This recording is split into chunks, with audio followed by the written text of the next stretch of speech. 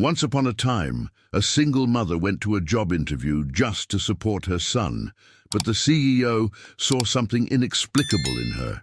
What started as a simple interview transformed into unexpected love. Secrets came to light, and their lives changed forever. A story that will touch your heart. Subscribe to the channel, leave a like, and comment where you are watching from. The light drizzle of March painted New York City in grey tones as Sarah Johnson stepped off the bus at Grand Central Station. Her cold fingers tightly gripped the handle of her worn, synthetic leather bag, where she carefully stored her folder with documents and a resume printed on plain paper. At 28, she bore the weight of 3 months of overdue bills and the responsibility of raising Ethan, her 5-year-old son, alone. The imposing glass and steel building loomed before her like an insurmountable mountain. 35 stories of modernity and financial power contrasted brutally with the reality of someone living in a 2-room apartment in the Bronx. Sarah took a deep breath, feeling the cold air fill her lungs as she watched well-dressed executives rush in and out of the lobby. "You can do this, Sarah. It's just another interview," she murmured to herself, adjusting the navy blazer she had bought on sale 2 years ago. It was her only piece of formal wear, carefully preserved for occasions like this. Her hands trembled slightly, not from the biting cold of the New York morning, but from the anxiety swelling in her chest, like a wave about to break. On the 53rd floor, Mr. Johnson had been in his office since 5 in the morning. At 42, he had transformed a small consulting firm into one of the largest business groups in the country. The walls of his office were adorned with certifications and awards, but also with a single photo.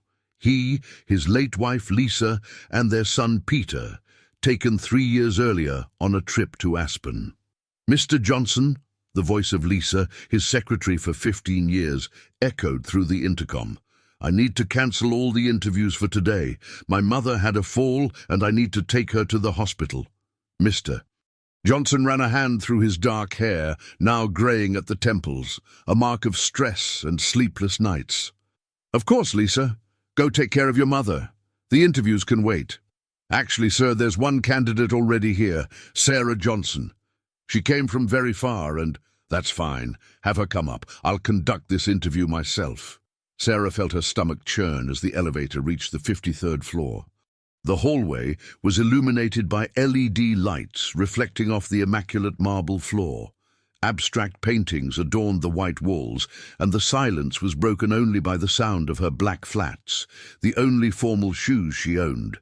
The receptionist, a young woman with a polished appearance, pointed her to a leather chair. "You can wait here. Mr. Johnson will be with you shortly." Sarah sat on the edge of the chair, unable to relax. Her hands were sweaty as she mentally rehearsed the answers she had practiced in the bathroom mirror at home. "I have experience in customer service. I taught myself basic accounting. I am very organized and dedicated."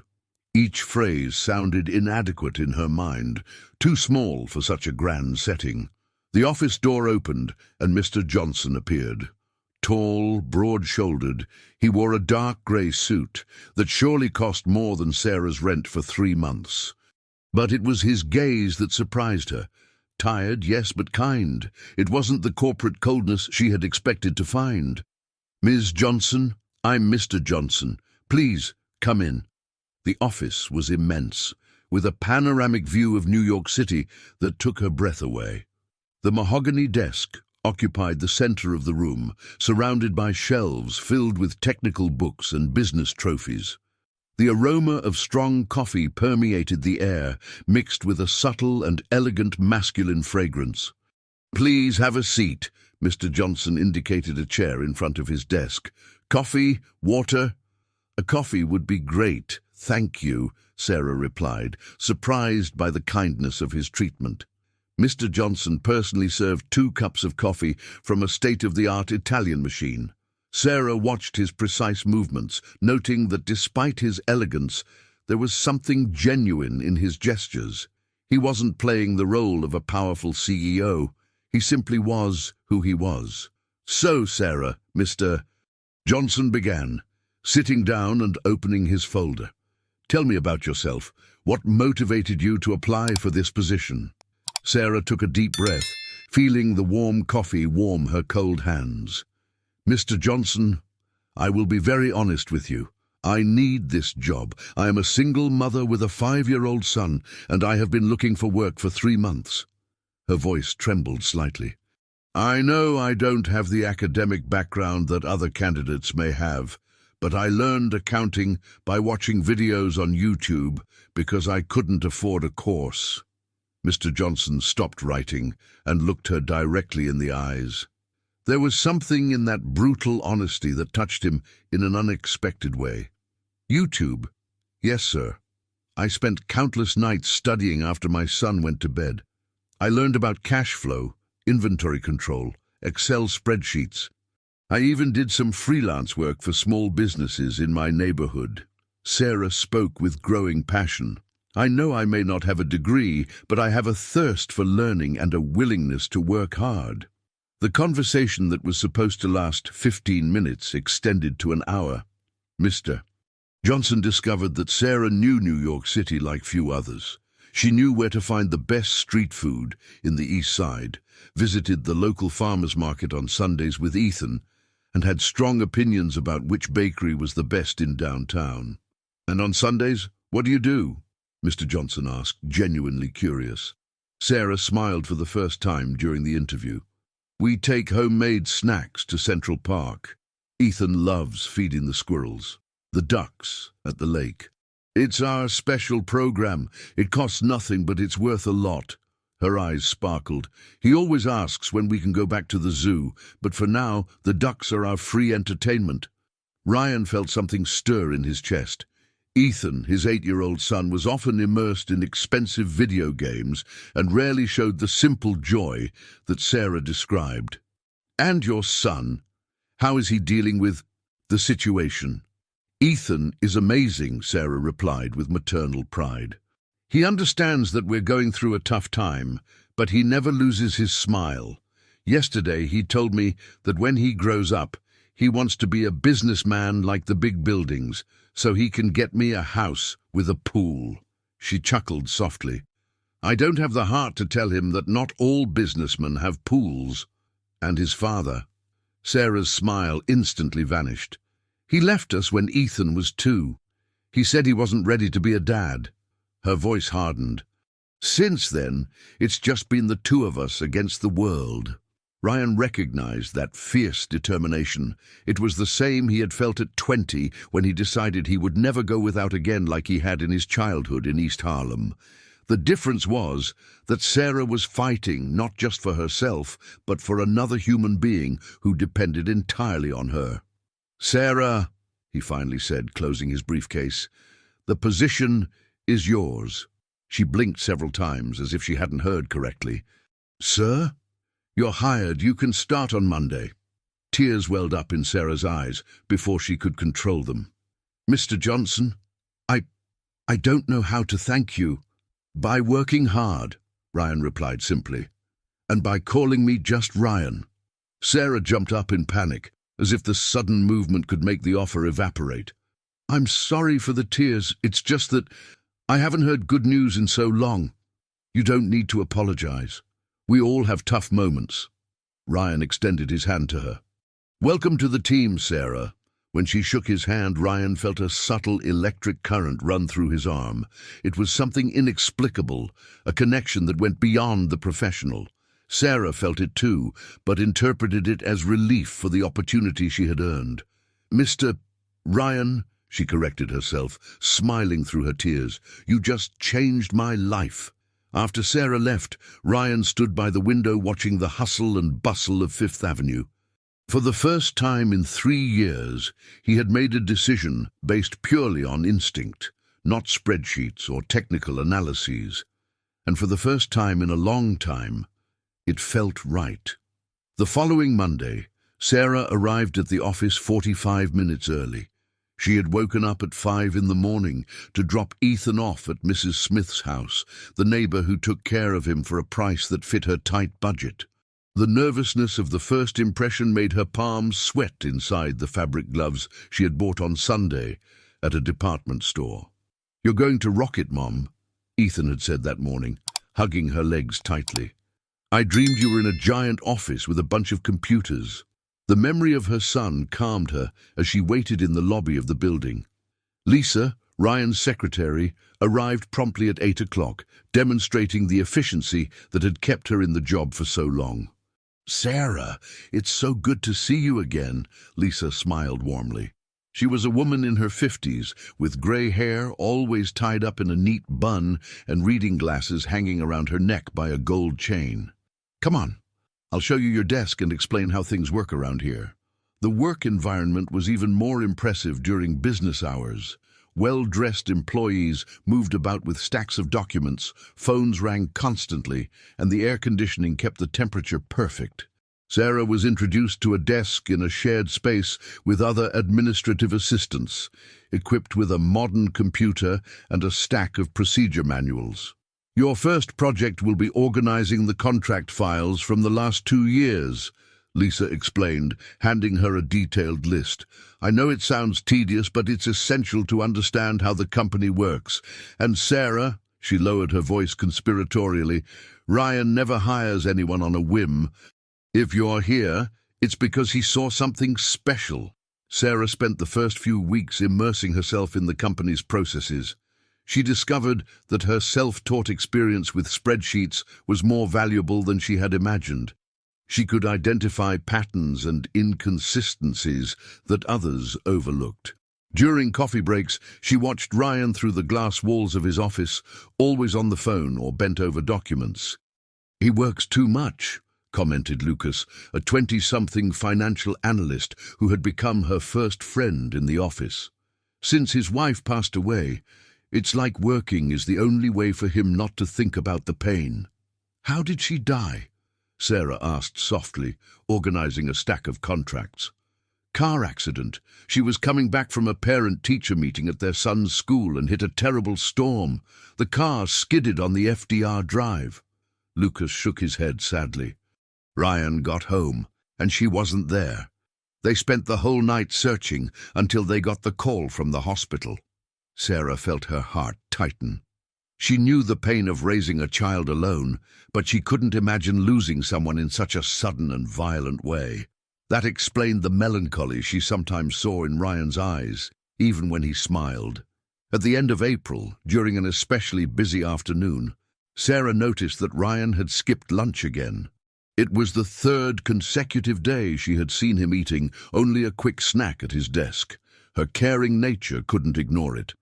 The next morning she arrived early and prepared a turkey sandwich with cream cheese, grated carrots and lettuce. She wrapped it in aluminum foil along with an apple and a bottle of fresh orange juice. She discreetly left everything on Ryan's desk with a simple note. "Everyone needs fuel to work well." "Have a great day." Ryan found the package at 8:30 in the morning. He read the note twice, surprised by the gesture. It had been 3 years since anyone had cared about his well-being in such a genuine way. Sarah used to do exactly that, small acts of kindness that made the days lighter. "Sarah," he called her through the intercom, "can you come here for a moment?" She appeared at the office door with a worried expression. "Did I do something wrong?" "The sandwich," Ryan lifted the wrap. "You didn't have to." "I know I didn't have to," Sarah gently interrupted. "But I wanted to. My mom always said that when we take care of others, we are taking care of ourselves too." Ryan observed her face. No elaborate makeup, brown hair tied back in a simple ponytail, but with a sparkle in her eyes that radiated genuine concern. "Thank you. It's been a while since anyone—" "Thank you." From that day on, Sarah began leaving little notes of encouragement, along with healthy snacks on Ryan's desk. "You can do it. Today is a new day to chase your dreams. Remember, you've already overcome 100% of your worst days." He kept all the notes in a special drawer, though he wouldn't admit it even to himself. In May, the month of Mother's Day arrived, and Sarah organized a small celebration in the office. She brought homemade Grand Central Station, made the night before, and decorated the break room with crepe paper flowers that Ethan had helped make. The simplicity of the gesture contrasted with the pompous corporate celebrations Ryan was used to seeing, but there was something infinitely warmer about this tribute made by hand. "My son helped me make the flowers," Sarah told her colleagues while serving the treats. "He said all mothers deserve flowers, even if they are made of paper." Ryan watched the scene from his office, touched by how Sarah managed to bring humanity to that often cold and competitive environment. She had a gift for making people feel valued, from the janitor to the highest executives. Lisa entered his office carrying a plate with Grand Central Stations. "Sarah made sure to set some aside for you. She said it's her grandmother's recipe." He tasted one of the sweets and was immediately transported back to his childhood when his mother made Grand Central Stations on the rare special occasions they could afford that luxury. The flavor was exactly as he remembered. Rich, comforting, made with love. "Lisa," he called the secretary who was already leaving, "send a bouquet of flowers to Sarah's home, white roses, with a card, for a special mother who makes our days sweeter." That night, when Sarah arrived home exhausted but happy, she found the bouquet at her apartment door. Ethan was ecstatic about the flowers, running around the small house and shouting, "Mommy, you're a princess! Someone sent you real flowers!" Sarah read the card several times, feeling her heart race. It was just a professional gesture of recognition, she tried to convince herself, but the choice of words had something personal that made her question if she had read it correctly. "Mom, who sent the flowers?" Ethan asked, his face pressed against the soft petals. "My boss," Sarah replied, trying to keep her voice casual. "To thank me for the Grand Central Stations I brought to the office." "He must be really nice," Ethan concluded, with the simplicity of children. "Can I meet him one day?" Sarah smiled, arranging the flowers in an improvised vase, a glass bottle she had decorated with colorful twine. "Maybe one day, sweetheart. Maybe one day." That night, after Ethan fell asleep, Sarah sat watching the white roses in the soft light of the lamp she had bought at a thrift store. For the first time in a long time, she allowed herself to dream that perhaps there was genuine kindness in the world, that maybe not all men were like Ethan's father, that maybe she deserved indeed real flowers in her life. In the office, Ryan also stayed awake, looking at the folder where he kept Sarah's notes. Each one was a little ray of sunshine in his cloudy days, and he began to realize that he was looking forward to these small displays of affection with an anxiety he hadn't felt in 3 years. The month of May ended with a different feeling in the office air. Sarah's colleagues noticed how she smiled more easily, and the older employees commented among themselves that it had been a while since they had seen Ryan so present, less lost in work, more attentive to the people around him. June approached, bringing with it the summer festivals, and Sarah was already secretly planning a surprise that could completely change the dynamic between her and Ryan. June arrived in New York City with its characteristic chill and the aroma of hot apple cider and corn pudding wafting from the stalls scattered throughout the city. Sarah watched from the bus window as the colorful decorations adorned the streets, feeling a sweet nostalgia for her childhood when she participated in the dances at the public school in Brooklyn. It was a time that, despite financial difficulties, brought warm memories of community and tradition. "Mom, is there going to be a summer festival at my school this year?" Ethan had asked the previous Friday, his eyes shining with anticipation as he enjoyed his morning coffee with bread and butter. "Of course, sweetheart, and Mommy will be there to see you dance," Sarah had replied, knowing that even with a tight budget, she could buy the fabric to make a simple country outfit for her son. The idea came during the weekend while she was sewing a plaid shirt for Ethan on Mrs. Smith's borrowed sewing machine. Why not bring a bit of that joy to the office? The employees worked so hard, especially Ryan, that a moment of relaxation would do everyone good. On Monday, Sarah arrived early and looked for Lisa. "Lisa, can I talk to you about an idea?" "Of course, dear. What do you have in mind?" Lisa adjusted her glasses, curious about the animated sparkle in the young woman's eyes.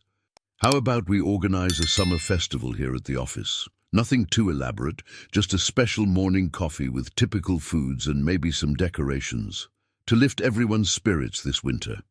Lisa smiled broadly. "Sarah, that's a wonderful idea. It's been years since we've had a more human gathering around here. But do you think Ethan will approve? If you think he might like the idea, I can talk to him," Sarah offered, feeling butterflies dance in her stomach. "Talk to him about what?"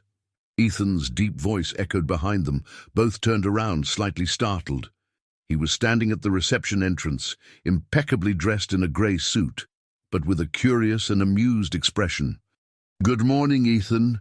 Sarah took a deep breath, gathering her courage. "I was thinking, how about we organize a small summer festival here at the office? A special morning coffee next Friday with typical foods and traditional decorations, to celebrate the season and cheer everyone up." Ethan tilted his head, considering the proposal. "Summer festival? I haven't thought about that in a while." His voice carried a gentle nostalgia. "When I was a kid, my mom used to take me to the church fairs. I loved fishing at the game booths and eating rice pudding." "So do you approve?" Sarah asked hopefully. "I approve. And more than that, I want to help. Just tell me what you need, and I'll take care of it." Sarah shook her head vigorously. "You don't need to spend anything. I can bring everything from home. My neighbor has a delicious rice pudding recipe, and I know how to make sweet corn pudding. I just need permission to decorate the break room and use the office sound system." "Sarah," Ethan gently interrupted her, "let me contribute. It's part of my pleasure to support initiatives that bring the team together." Throughout the week, excitement took over the office. Sarah brought colorful crepe paper and festive banners that she crafted herself during the nights after Ethan went to bed. Lucas offered to help with the decorations, and even Fernanda, the finance manager known for her seriousness, suggested bringing non-alcoholic hot apple cider to warm up the atmosphere. "You know, Sarah," Lucas commented while hanging banners in the break room, "it's been a while since I've seen everyone so excited about something. You have a gift for bringing joy to places." "My mom always said that a party is like medicine. It cures sadness and brings hearts closer," Sarah replied, adjusting a crepe paper garland. "And everyone here works so hard. They deserve a moment of fun." Ethan watched the activity in his office, seeing employees who barely greeted each other working together on the decorations. Sarah had something special, a natural ability to create community where there had only been co-workers before. On Thursday night, Sarah stayed in the kitchen late, preparing the treats. Ethan helped her peel corn for the corn pudding, his small hands working alongside hers. "Mom, do you think your boss will like the food you made?" Ethan asked, focused on his task. "I hope so, sweetheart. I made everything with a lot of love." "When you make food with love, it always tastes good," Ethan stated with the simple wisdom of children. "Just like when you make my favorite pasta when I'm sad." Sarah smiled, thinking about how her son, even at such a young age, understood the power of care expressed through food. It was a language of love she had learned from her own mother. Friday arrived with a typical cloudy winter sky. Sarah arrived at the office carrying thermal bags and a pot of warm rice pudding. The sweet and comforting aroma spread through the reception immediately. "Oh my God, what a wonderful smell!" exclaimed Lisa, appearing with sparkling eyes. "Sarah, you are a treasure." The summer festival morning coffee began at 9 o'clock. The break room had been transformed into a small, typical celebration with colorful banners, classic folk music playing softly, and a bountiful table filled with sweet corn pudding, creamy rice pudding, homemade corn cake by Sarah, and non-alcoholic hot apple cider prepared by Fernanda. Ethan arrived a bit late, coming from an external meeting. When he entered the break room, he stopped at the doorway, clearly touched by the scene before him. Employees were genuinely smiling, chatting animatedly with each other, and at the center of it all was Sarah, serving rice pudding with a wooden spoon, her face radiant with joy. "Ethan!" she called, waving. "Come try the rice pudding. I promise it will remind you of your childhood." He approached, accepting the steaming bowl she offered him. The first spoonful instantly transported him back to when he was 8 years old, when his mother would take him by the hand to the candy booth at the neighborhood church fair. The flavor was exactly as he remembered, creamy, perfectly sweet, with cinnamon sprinkled on top. "Sarah," he said softly, his eyes slightly misty, "this is perfect. Exactly like what my mom used to buy for me." "I'm glad you liked it," Sarah replied, noticing the emotion in his voice. Food made with love has the power to heal nostalgia. The celebration extended beyond the planned time. Someone suggested an improvised square dance, and to everyone's surprise, Ethan was the first to accept.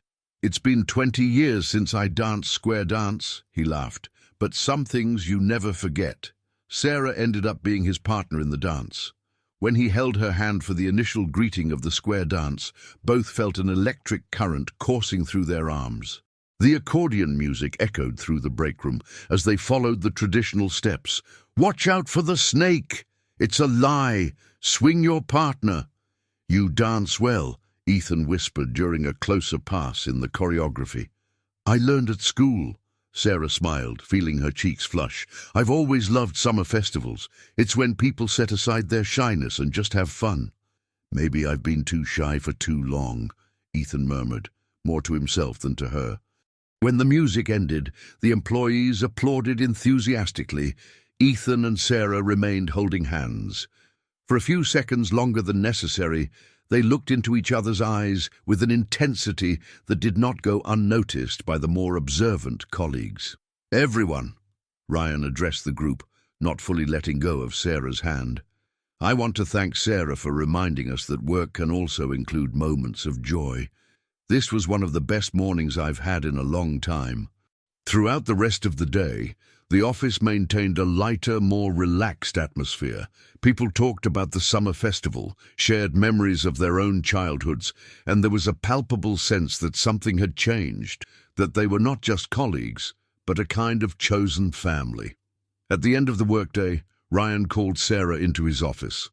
"Sarah, I want you to know that today was special. You have a rare talent for bringing people together." "It was just a simple summer festival," Sarah replied modestly. "It was not just a party," Ryan corrected her, sitting on the edge of the desk to be closer to her level. "It was you reminding all of us that there is life beyond reports and spreadsheets, that there is joy in the little things."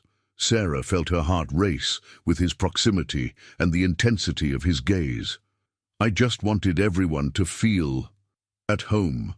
"Mission accomplished," Ryan smiled, that rare and genuine smile that appeared only in the most special moments. "And Sarah, thank you for reminding me how it feels to dance." When Sarah got home that night, Ethan ran to hug her. "Mom, how was the party? Did your boss like the rice pudding?" "He loved it, sweetheart. He said it reminded him of his childhood," Sarah replied, still feeling the warmth of Ryan's hand in hers. "Then he must have been happy. When food reminds you of childhood, it's because there's love in it," Ethan concluded wisely. Sarah kissed her son's forehead, thinking that maybe Ethan was right. Perhaps there was indeed love beginning to grow amidst those June flavors, and in the glances she and Ryan had exchanged during the dance. July brought the coldest winter of the year to New York City. The mornings were chilly, with a dense fog wrapping around the city's buildings like a grey blanket. Sarah had gotten used to the routine of waking up at 5:30 to prepare Ethan and arrive at the office punctually.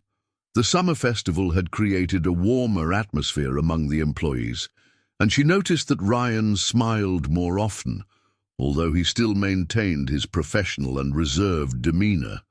It was a typical Tuesday when Sarah decided to pick Ethan up from school early due to a routine medical appointment. The local public school was a 15-minute bus ride from her apartment, a simple but well-kept building where Ethan was in first grade. She arrived at the gate at 5:15, joining a group of mothers and a few fathers waiting for the children to be released. The air was filled with the smell of damp earth from the morning rain and the sounds of children playing in the school's inner yard. "Mommy!" Ethan ran toward her as soon as the gate opened, his Batman backpack swinging on his small back. "Today, I played with a new boy at recess. He's really cool and plays soccer just like me." Sarah smiled, adjusting her son's coat. "That's great, sweetheart. What's his name?" "Ryan, and he's 8 years old, did you know? He's older than me, but he said it doesn't matter. He can teach me to kick harder." The name echoed in Sarah's mind like an alarm bell. Ryan, son of Mr. Johnson, 8 years old. It couldn't be a coincidence. "Ethan, this Ryan, he didn't mention his last name, did he?" Sarah asked, trying to keep her voice casual as they walked toward the bus stop. "Johnson, Ryan Johnson. He said his dad works in a really tall building downtown." Ethan chattered excitedly. "Mommy, do you think he can come play at our house one day?" Sarah felt the world spin slightly. Her son and Mr. Johnson's son went to the same school. How was that possible? Ryan certainly had the means to pay for an elite private school, so why was Ryan studying at a public school in Brooklyn? "Mom, are you okay?" Ethan tugged at her hand, concerned about her sudden silence. "I'm fine, sweetheart. Just thinking, of course your friend can come play at our house. Let's get to know him better first, okay?" The next day, Sarah arrived at the office with her mind buzzing with curiosity. During the coffee break, she gathered the courage to bring up the subject with Lisa. "Lisa, can I ask a somewhat, personal question about Ryan?" "Of course, dear. What would you like to know?" Lisa lowered her voice, always ready for a more intimate conversation. "His son, Ryan, where does he go to school?" Lisa sighed deeply. "That's a complicated story, Sarah. After Emily passed away, Ryan fell into a terrible depression. Ryan was very shaken too, losing his mother so suddenly. Emily's parents, who are more traditional people, suggested that the boy live with them temporarily." Sarah felt her heart tighten. "And Ryan agreed?" "He was so devastated that he thought it would be better for Ryan to have emotional stability. Emily's parents live in a large apartment on the Upper West Side, but they insisted on keeping Ryan in the public school he was already attending, saying that too many changes would be harmful." Lisa shook her head.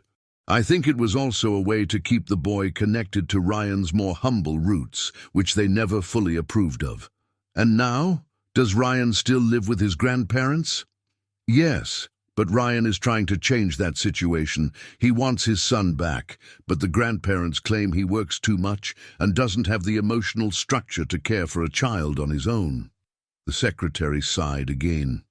"It's a delicate situation. Ryan feels guilty and at the same time resentful." Sarah spent the rest of the day contemplating the complexity of the situation. That afternoon, when she went to pick up Ethan, she paid more attention to the other parents and guardians. It was then that she saw him, Ryan, standing across the gate, wearing a grey wool coat and talking on his cell phone. He clearly looked out of place among the young mothers and grandmothers who frequented that time. Their eyes met above the bustle of children leaving the school. Ryan seemed genuinely surprised, quickly ending the phone call and walking toward her. "Sarah, what? Ethan studies here?" "Always," she replied, trying to process the unexpected encounter. "And Ryan?" "Since—" Ryan paused, running his hand through his hair. "It's a long story." At that moment, Ethan and Ryan came running together, both shouting with joy at seeing the adults talking. "Dad, this is Ethan's mom!" Ryan exclaimed, tugging at Ryan's coat. "I told you about him, the boy who plays soccer with me. Sarah, this is Ryan's dad, the one from the tall building." Ethan exclaimed excitedly, as if he had just discovered that his best friend was the child of a celebrity. Ryan and Sarah exchanged meaningful glances. Fate seemed to be conspiring something very specific in their lives. "Dad, can Ethan come over to play?" Ryan asked. holding his father's hand with an intimacy that Sarah noticed was rare for a child living with grandparents. "Well," Ryan hesitated, clearly uncomfortable. "Ryan lives with his grandparents, and they... How about Ryan comes to play at our house?" Sarah gently interrupted, noticing disappointment starting to form on the boys' faces. "It's small, but there's room for 2 kids to play." Ryan's eyes lit up. "Can I, Dad? Please?" Ryan looked at Sarah with an expression of gratitude mixed with vulnerability. "Are you sure? I don't want to impose." "Of course, it's no imposition. Ethan would love to have a friend over, and maybe you could join us to see where Ryan will be staying." The proposal came out naturally, but Sarah felt her cheeks flush slightly. She was inviting her boss to her humble apartment in Brooklyn. "I would love to," Ryan replied without hesitation, "if you really don't mind the intrusion." The journey to Sarah's home was an adventure for Ryan, who had never taken a city bus before. He sat glued to the window, observing the streets, commenting on every business he saw. "Dad, why don't we ever take the bus?" Ryan asked innocently. "Because, well, I usually drive," Ryan replied, clearly uncomfortable with the simplicity of the question. "But it's way more fun. We see the real city," Ryan concluded, making Ethan laugh and nod vigorously. Sarah watched Ryan during the trip. He seemed fascinated and at the same time nostalgic with the hustle and bustle of the busy streets, the street vendors, the simple houses piled next to each other. There was something in his eyes that suggested old memories being revisited. When they arrived at the building where Sarah lived, a simple but well-maintained housing complex, Ryan was enchanted. "It's like a small castle," he exclaimed, looking at the 5 floors and the small green area in front. Sarah's apartment was exactly what Ryan expected, small but impeccably organized and clean. The living room had a 2-seater sofa, a small television, and makeshift shelves filled with Ethan's books and some novels that Sarah read in her spare time. The walls were decorated with drawings from her son and some family photos. "Sorry for the simplicity," Sarah said, taking off their coats and offering water to Ryan. "Don't apologize," Ryan replied, observing a photo where Sarah and Ethan were smiling in front of a homemade birthday cake. "It's a real home. It has something my house hasn't had in a long time." "What?" "Life, joy, the feeling that happy people live here." The boys ran to Ethan's room, which was small but full of creativity. Ethan had transformed a corner into a workshop, where he fixed broken toys and created new ones from recyclable materials. "Ethan, did you make all this?" Ryan asked in awe, fiddling with a robot made from cardboard boxes and bottle caps. "My mom teaches me to turn old things into new things," Ethan explained proudly. "She says everything can become a toy if we use our imagination." Ryan watched the boys' interaction from the doorway, touched by the simple yet effective creativity that Ethan demonstrated. Ryan, used to expensive toys and sophisticated electronics, was completely fascinated by his friend's handmade creations. "Sarah," Ryan called softly, "can I talk to you for a moment?" They went to the small kitchen, where Sarah put water on to make coffee. The space was tight, forcing them to stand close together while she stirred the old but functional stove. "I want to thank you," Ryan said, his voice heavy with emotion. "It's been months since I've seen Ryan so genuinely happy. And you all have something I couldn't give him." "What?" "Simplicity, joy in the little things, the feeling that you don't need much to be happy." Ryan paused, watching Sarah prepare the coffee with precise and caring movements. "I lost my way after Emily died. I thought working more, earning more, buying more expensive things would fill the void. But seeing Ryan here playing with cardboard boxes like they were treasures." "Kids teach us about what really matters," Sarah said softly, serving the coffee in 2 simple but beautiful mugs. "They don't need much. They need attention, affection, and someone who believes they are special." Ryan accepted the mug, his fingers brushing against hers momentarily. "Does Ryan miss me?" "Why don't you ask him?" That afternoon, Ryan had the most honest conversation he had had with his son in 3 years. Sitting on Sarah's small sofa while she and Ethan prepared a snack in the kitchen, father and son, Ryan finally spoke about longing, about fear, about the desire to be a family again. "Dad," Ryan said, resting his head on his father's shoulder, "I want to live with you again. Grandma and Grandpa are nice, but you are my dad." Raphael felt tears burning in his eyes. "I want that too, son, more than anything in the world." When it was time to leave, Ryan said goodbye to Ethan with promises to play again soon. Raphael thanked Sarah with an intensity that went far beyond courtesy. "Sarah, today you gave me a gift I didn't even know I needed." "What?" "The certainty that I can be a dad again, that Ryan and I can be happy together." That night, after Ethan fell asleep, Sarah stood by the living room window, watching the city lights in the distance. There was something happening between her and Raphael that went beyond physical attraction or professional convenience. There was a deep connection, as if their lives had been drawn to meet at that exact moment, in that place. And for the first time in a long time, she allowed herself to believe that maybe, just maybe, true love could exist in her life. August arrived, bringing that characteristic dry cold of New York winters, when the air becomes so frigid it cuts through the skin, and people hurry through the streets in search of warmth indoors. Sarah noticed that Raphael had changed since that afternoon in his apartment. He was arriving earlier at the office, but now he dedicated part of his time to calls with Ryan, conversations she could hear through the slightly open door. Loving voices of a father concerned about reconnecting with his son. "Good morning, Sarah." Raphael greeted her on an especially cold morning, holding 2 steaming cups of coffee. "Double coffee today. The cold is brutal." It was a simple gesture, but it had become routine in recent weeks. They shared the first coffee of the morning, talking about trivial matters that gradually deepened into more personal issues. "How was Ryan yesterday?" Sarah asked, accepting the cup and feeling the warmth spread through her cold hands. "He asked about Ethan."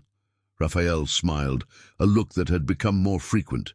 "He said he wants to teach him soccer this weekend. And—" he hesitated, as if about to share something important. "I spoke with my in-laws last night."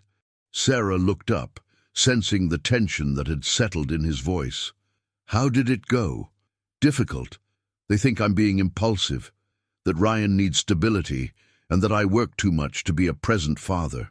Raphael ran his hand through his hair, a gesture Sarah had learned to identify as a sign of stress. "The most painful part is that maybe they are right about me working too much. And what do you think about that? That I need to learn to balance things better. Ryan grew up 3 years practically without me. I took refuge in work because it was easier than dealing with the pain of losing Emily." Raphael looked directly into her eyes. "But seeing you two together, seeing how Ethan is happy despite all the difficulties you face, made me realize that my son needs presence, not expensive gifts." Sarah felt her heart tighten with his vulnerability. "Raphael, you're not a bad dad. You were dealing with a devastating loss in the only way you knew how. Don't blame yourself for that. And you? How do you manage to be so balanced, so present for Ethan even while working and dealing with all the financial pressures?" "Because he is all I have," Sarah replied simply. "When you love someone more than yourself, you find strengths you didn't even know you had. And maybe because I never had a choice. Ever since his father left us, it has always been just the 2 of us against the world." Raphael was silent for a moment, absorbing her words. "Sarah, can I ask you a personal question?" "Of course. Have you ever thought about having a serious relationship again? Or did your experience with Ethan's father leave you too hurt?" The question caught Sarah off guard. She took a sip of her coffee, buying time to think of her answer. "I always thought it was impossible. What man would want to take on a woman with a child and not much to offer? And honestly, I've developed a great distrust. When you are abandoned while pregnant, it becomes hard to believe in promises. But you haven't completely closed your heart? Sarah looked directly into his eyes. No, although sometimes I think I should. It would be simpler, safer, but also sadder, Raphael said softly. The moment was interrupted by Lisa, who arrived carrying a stack of urgent documents. Sorry to interrupt, but we have a situation. The client from Mendonça Construction is questioning the contract values and threatening to cancel. Raphael sighed, immediately switching back to professional mode. How much time do we have to resolve this? They want an answer by the end of the day, Lisa replied, clearly worried. Sarah watched Raphael spring into action, coordinating calls, reviewing spreadsheets, mobilizing the entire team to find a solution. It was impressive how he managed to stay calm under pressure, but she noticed signs of fatigue starting to accumulate. His eyes slightly red, his posture more tense, the tendency to skip meals when focused. During lunch, while Raphael remained locked in meetings, Sarah made a decision. She left the office and went to the local farmers' market, quickly walking through the cold streets of the city. She wanted to prepare something special, something to help him relax after such a stressful day. She bought ingredients for a beef stew, a recipe her grandmother had taught her, perfect for cold days and hearts in need of comfort. She returned to the office and, during the afternoon break, used the small kitchen on the floor to prepare the meal. The aroma spread throughout the office, awakening curiosity and compliments from her colleagues. Lucas appeared in the kitchen, sniffing the air appreciatively. Sarah, what a wonderful smell! Is this it? It looks like my grandmother's cooking. Beef stew, she replied, stirring the pot carefully. Soul food for tough days. Can I try some? Of course, I made enough for everyone. The news spread quickly, and soon Sarah was serving hot stew to co-workers who usually grabbed quick sandwiches or takeout. The office atmosphere transformed again, people chatting warmly, laughing, sharing memories of similar dishes their families used to make. Ryan emerged from his meeting around 7 in the evening, visibly exhausted but with a victorious expression. He had managed to renegotiate the contract and save the business, but the effort had completely drained his energy. "Sarah, are you still here?" he asked, surprised to find her organizing papers at her desk. "I was waiting for you to finish," she replied, standing up. "I made something for you." She led him to the break room, where a bowl of steaming stew sat on the table, accompanied by warm French bread and a small green salad. "You made this for me?" "For all of us," Sarah said, but the sparkle in her eyes made it clear that there was something special about this gesture, directed specifically at him. "But especially for you. I know it's been a tough day." Ryan sat down and tasted the stew. The flavor exploded in his mouth, rich, comforting, infused with spices that spoke of tradition and care. It was exactly what his weary soul needed. "Sarah, this is—" He paused, clearly moved. "It's been years since anyone cooked for me like this. Since Emily—" "Everyone needs to be cared for sometimes," Sarah said softly, sitting across from him. "You take care of so many people, employees, clients, Ryan. Who takes care of you?" The question hung in the air between them, laden with unspoken meanings. Ryan looked at her, as if seeing her for the first time. Not just as the efficient employee or dedicated mother, but as a woman who had chosen to care for him when she didn't have to, when nothing compelled her to do so. "Thank you," he finally said, his voice hoarse with emotion. "For everything, for the stew, for your concern, for reminding me that I'm still human and not just a work machine." They dined in comfortable silence, exchanging occasional glances and small smiles. When Ryan finished, he leaned back in his chair with a genuine look of satisfaction that Sarah hadn't seen in weeks. "Can I confess something?" he asked. "Of course. I was afraid to go home today. The house feels so quiet, so empty. Sometimes I prefer to stay here late just to delay facing the silence." Sarah felt her heart tighten. "And now I'm thinking of calling Ryan, asking if he wants me to tell him a story over the phone before bed. Something we used to do when he was younger. I think that's a wonderful idea. Ryan picked up his phone and dialed.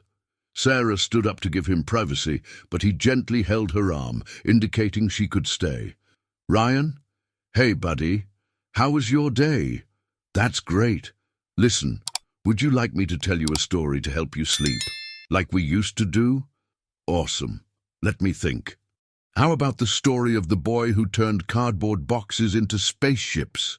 Sarah smiled as she realized Ryan was crafting a story inspired by the afternoon they spent at his house, when Ryan had been fascinated by Ethan's creations. It was his way of keeping alive the connection to the special moments they shared. For the next 15 minutes, she listened to Ryan narrate a fantastic adventure about friendship, courage, and the magic of turning simple things into treasure through imagination. His voice was warm, expressive, filled with the paternal love that had been dormant for too long. Good night, champ. Daddy loves you very much. I love you too, buddy. Dream of beautiful things. When he hung up, Ryan had tears in his eyes. I haven't told him a story in 2 years. And how did that feel? Like a part of me that was dead came back to life. He looked at her intensely. Sarah, you have been an angel in my life, in our lives. I don't know how to thank you. You don't need to thank me. True friendship is being there when someone needs it. Friendship. Ryan repeated the word slowly, as if testing its weight. Sarah felt her cheeks flush. Yes, friendship, isn't it? Ryan stood up and walked to the window, watching the lights of New York City twinkle like earthly stars. Sarah, can I be honest with you? Always. I'm not sure if what I feel is just friendship anymore. And that scares me, because I haven't let anyone close to my heart in 3 years. Sarah felt the air leave her lungs. Ryan, you don't need to say anything right now. He turned to her. I just wanted you to know that you have become important to me, very important, and not just as an employee or friend. The silence that settled between them was heavy with possibilities and fears. Sarah felt her heart pounding so hard she was sure Ryan could hear it. I don't know how to define what I feel either, she finally whispered. Ryan took 2 steps toward her, stopping at a respectful but significant distance. Then maybe we can figure it out together. No rush, no pressure, just letting it happen.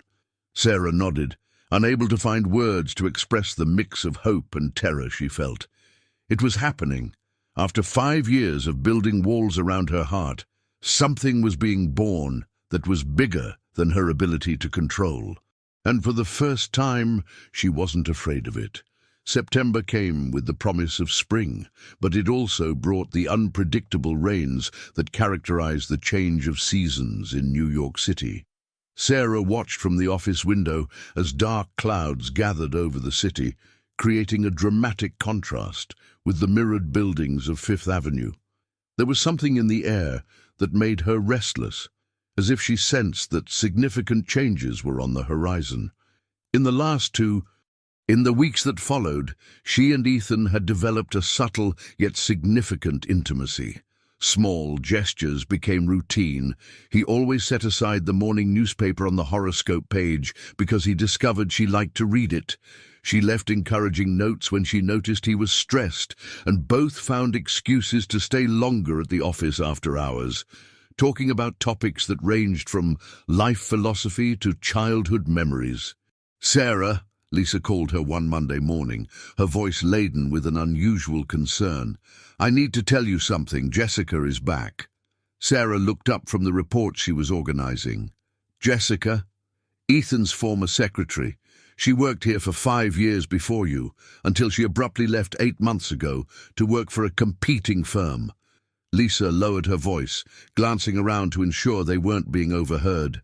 There were always rumors that she had feelings for Ethan. Feelings that went beyond the professional. Sarah felt a chill in her stomach. And she's back? She showed up this morning asking to speak with him. She said she made a mistake leaving and would like a second chance. Lisa sighed. Sarah, you need to know that Jessica is complicated, ambitious, manipulative, and she never liked female competition in the office. Before Sarah could respond, a tall, elegant woman emerged from the elevator. Jessica was around 35, with impeccably styled blonde hair, wearing a perfectly tailored grey suit and carrying a designer handbag that cost more than Sarah's monthly salary. Her grey-blue eyes scanned the room like a predator, assessing its territory. "Lisa," Jessica smiled, but the smile didn't reach her eyes. "How are you? And who is this?" "This is Sarah Johnson, our administrative assistant," Lisa replied, clearly uncomfortable. Jessica looked Sarah up and down, evaluating every detail, from the simple blazer to the black flats. Her smile turned slightly predatory. "Nice to meet you, Sarah. I hope you're settling in well. Ethan has very high standards." There was something in the way she said Ethan, with a possessive familiarity that made Sarah shiver. Before she could respond, the office door opened and Ethan appeared. "Jessica? What a surprise!" His voice was cordial, but Sarah detected a subtle tension. "How's it going?" "Hi, Ethan." Jessica approached him with a dazzling smile, lightly touching his arm. "I came to talk to you about a proposal. How about lunch, please?" Sarah observed the interaction, feeling strangely invisible. Ethan hesitated for a moment, glancing briefly in her direction before agreeing. "Sure, we can have lunch and talk." After they left, Sarah tried to focus on her work, but her mind was restless. Mark appeared at her desk around 11, clearly agitated. "Sarah, did you see who's back?" "I did. Why do you look worried?" Mark sat on the edge of her desk, lowering his voice. "Because Jessica isn't just any former employee. She left after trying to force a situation with Ethan. It was clear she wanted more than a professional relationship. And what happened? Ethan gently but firmly let her go. She didn't take it well and started spreading rumors that she was rejected due to class prejudice. A complete lie, considering she comes from a wealthy family." Mark shook his head. "When everyone found out she got a job at the competition, everyone was relieved." Sarah felt her stomach churn. "And why would she come back now? That's the question everyone is asking." Ethan's lunch with Jessica stretched on for 2 hours. When he returned, he looked pensive and slightly disturbed.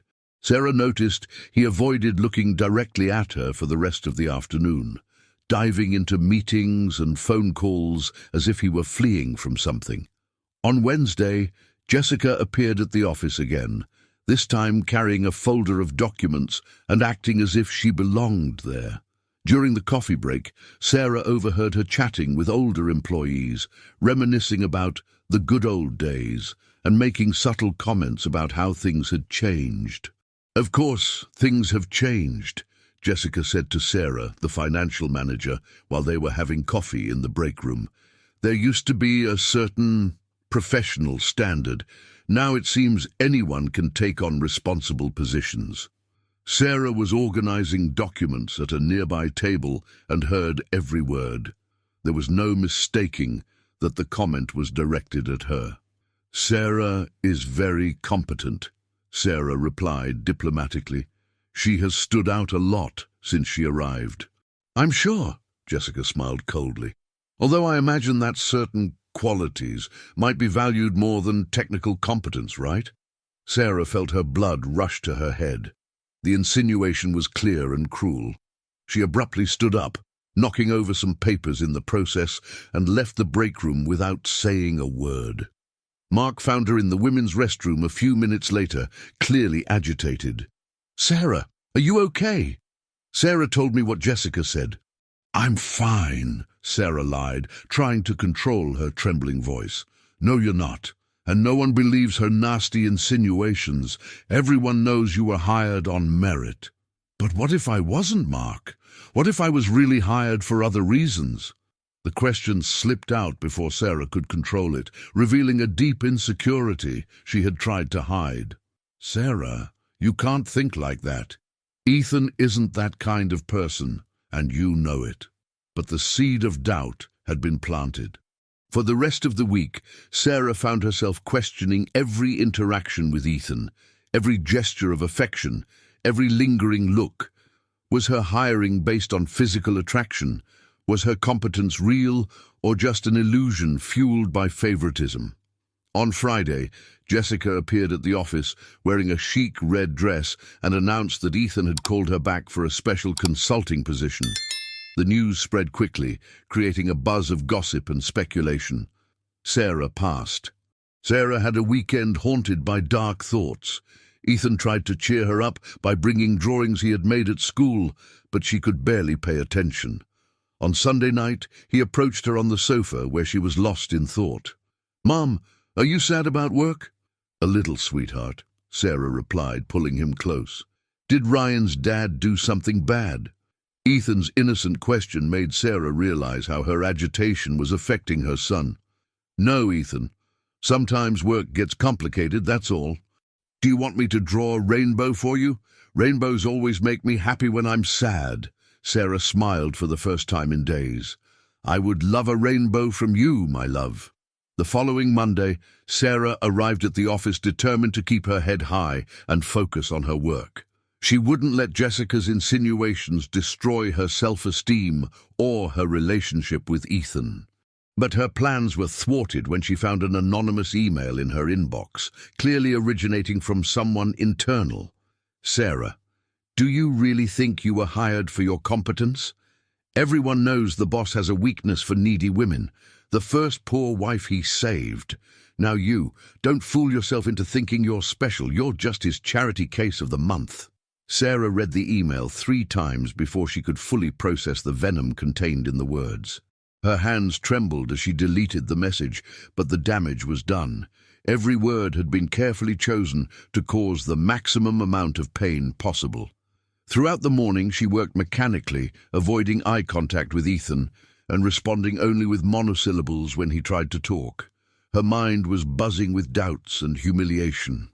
Around noon, Ethan appeared at her desk with 2 cups of coffee, his morning ritual that had extended to other times of the day.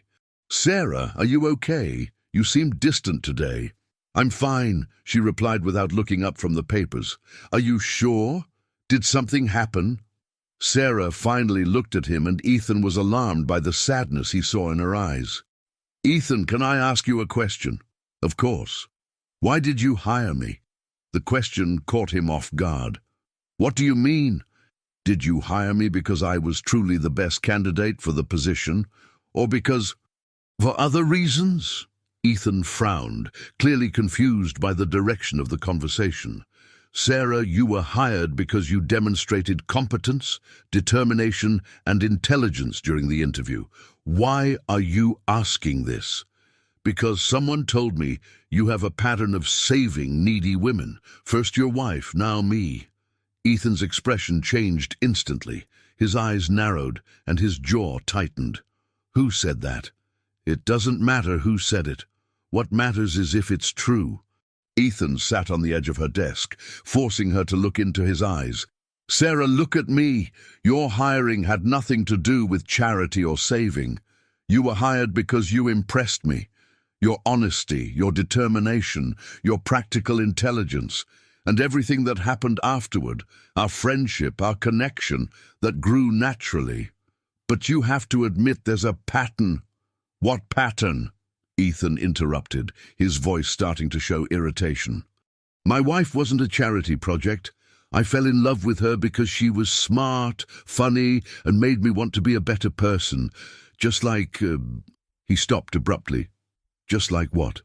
Ethan ran his hand through his hair, clearly struggling with his own emotions. "Just like you do with me. Sarah, you are not a charity project. You are the person who brought color back into my life." Sarah felt tears burning in her eyes. "How can I be sure? How can I know that I'm not just the next lost woman you decided to help? Because I'm telling you. And because if you pay attention to what happens between us, you'll realize that this is real." Ethan stood up, clearly frustrated. "Sarah, don't let whoever said those things destroy something good that's blossoming between us." "I need time to think," Sarah finally said. Ethan nodded. though it was obvious he wanted to say more. "That's okay.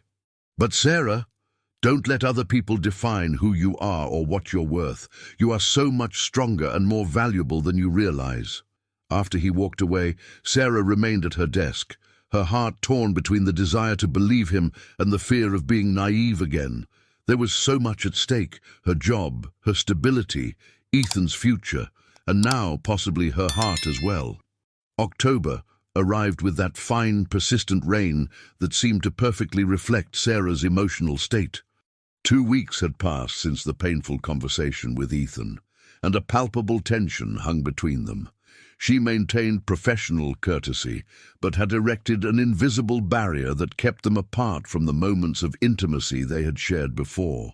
Ethan tried subtle approaches, leaving coffee at her desk, sending emails with interesting projects, asking about Ethan. But Sarah responded with a cold politeness that hurt more than any direct confrontation. She arrived punctually, worked with impeccable efficiency, and left right on time, avoiding any opportunity for personal conversation. Jessica, on the other hand, thrived in the environment. She had settled at a desk near Ethan's, taking on important projects and recreating the atmosphere of professional intimacy that had characterized her earlier time at the company. Sarah watched her interact with Ethan. Casual touches on his arm during conversations, melodious laughter at the most mundane comments, the way she leaned over his desk pretending to consult documents. "Sarah," Mark approached one particularly grey morning, his voice low and concerned. "Can I talk to you for a moment?" They went to the break room, where Mark looked around to make sure they were alone. "I found out who sent that anonymous email to you." Sarah felt her stomach tighten. "How?" "I have a friend in the IT department. He traced the IP and it was Jessica. She used the reception computer at a time when Lisa wasn't at the desk." "Jessica?" Sarah repeated the name, feeling a mix of relief and anger. Relief for having confirmation that the venomous words had a specific and malicious source. Anger for allowing those lies to plant seeds of doubt in her mind. "Sarah, she's trying to destroy you because she sees you as a threat. This proves that your relationship with Ethan is real and meaningful. Otherwise, she wouldn't be so desperate." "But maybe she's right about some things," Sarah murmured. "Maybe I really am too plain, too ordinary for someone like Ethan." "Sarah!" Mark held her shoulders, forcing her to look at him. "You can't let a bitter and manipulative person destroy your self-esteem. Ethan has been visibly unhappy since you two drifted apart. Anyone with eyes can see that he feels something real for you." That afternoon, Sarah was organizing files when she heard raised voices coming from Ethan's office. The door was ajar, and she involuntarily caught fragments of the conversation. It can't be serious, Jessica." "Why not? We made a good team before. I know your habits, your preferences." Jessica's voice was seductive, persuasive. "That was a long time ago. Things have changed." "Changed how? Because of your little assistant?" "Ethan, be realistic. She's sweet, I admit, but you live in completely different worlds. You need someone who can walk beside you in social circles, someone who understands—" "Stop!" Ethan's voice sounded sharp. "Don't talk about Sarah that way. I'm just being practical. You can have fun with her, but eventually you'll need a partner on your level." The sound of a chair being pushed back abruptly interrupted the conversation. Sarah quickly stepped away from the door, her heart racing. She returned to her desk, pretending to work, when Ethan emerged from the office with a tight-lipped expression of anger. Jessica appeared at the door a few seconds later, composing her expression into a mask of professionalism. Her eyes met Sarah's for a moment, and there was a malicious satisfaction in her gaze, as if she knew the conversation had been overheard. That night, Sarah arrived home emotionally exhausted. Ethan immediately noticed her agitation. "Mom, did you cry today?" he asked, gently touching her face. "No, sweetheart, I'm just tired. Can I do something to make you feel better? I can draw, or make you a coffee like you do for me when I'm sick." The worried innocence of her son broke down Sarah's defenses. She knelt to his height, hugging him tightly. Ethan, you always remind me how lucky I am to have you in my life. And what about Ryan's dad? Are you still friends? Ethan's direct question forced Sarah to confront her own feelings. It's complicated, sweetheart. But you like him, right? I can see when you're happy talking about him. Sarah sighed. It was pointless to try to hide something so obvious, even to a 5-year-old. Yes, I like him. Then why don't you talk more? Ryan said his dad is sad at work now. Ryan said that.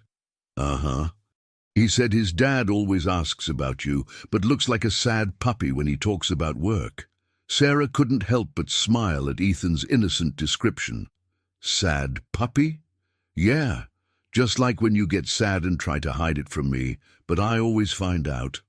The next morning, Sarah made a decision. She arrived at the office determined to confront Jessica directly, but found unusual activity. Lisa was visibly agitated, and Ethan wasn't in his office. Lisa, is something wrong? Sarah, I'm glad you're here.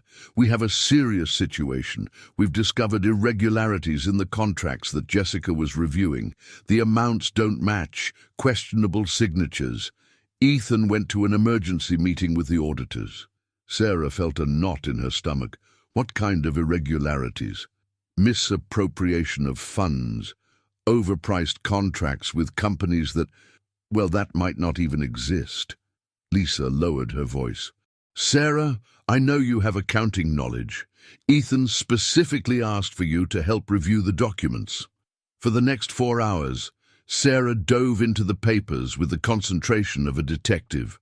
Her self-taught background in accounting, combined with her meticulous attention to detail, revealed a clear pattern of financial manipulation. The contracts had been subtly altered. Inflated amounts here, modified percentages there, creating discrepancies that benefited specific accounts. The most shocking discovery was that the scheme hadn't started recently. It had been happening for years, gradually and carefully. Lisa, Sarah called the secretary, her voice tense with discovery. I need to show this to Ethan immediately. When Ethan returned from the meeting with the auditors, he found Sarah waiting in his office with a stack of organized and annotated documents. Sarah, Lisa said you found something. She took a deep breath, deciding to focus entirely on the professional aspect of the situation. Ethan, what I discovered is serious. There is a systematic pattern of fund misappropriation that has been happening for at least 3 years. Ethan sat heavily in his chair, running his hands over his face. 3 years? Yes. And based on how the contracts were modified, the timeline of the changes, and the access needed to make these alterations, Sarah paused, gathering courage for the most difficult revelation. The person responsible had intimate knowledge of the company's systems and privileged access to the original contracts. Are you saying it was someone internal? More than that, someone trusted, with access to your personal files and authorization codes. Ethan looked up at her, and Sarah saw the exact moment he understood the implication. Jessica, the evidence points in that direction, and Ethan, there's more. I discovered transfers to an account belonging to a fictitious consulting company. The company was created 4 years ago, right after she started working here. The silence that settled in the office was as dense as lead. Ethan looked at the documents that Sarah had organized, his expression going through waves of shock, anger, and finally, deep sadness. I trusted her, he finally said, his voice hoarse. For 5 years, I trusted her completely. Ethan, I'm so sorry to have to... No, he interrupted, lifting his eyes to her. Sarah, you just saved this company, and more than that, you proved something that I need you to hear clearly. Sarah looked at him confused. You proved that you have exceptional skills, that your intelligence is real and valuable, and that your loyalty is genuine. Ethan stood up and walked over to her. Jessica tried to plant doubts about your worth and your abilities. But look at what you just did. You uncovered a scheme that trained accountants and professional auditors didn't detect. Sarah felt tears burning in her eyes. I almost believed what she said about me, but you didn't fully believe it, because deep down, you know who you are and what you're capable of. Ethan extended his hand to her. Sarah, can I say something? She nodded. What I feel for you has nothing to do with charity or saving. It has to do with admiration, respect, and yes, love. Love for who you are, for the way you see the world, for the strength you show every day. The word love hung in the air between them like a bridge that they both could choose to cross or not.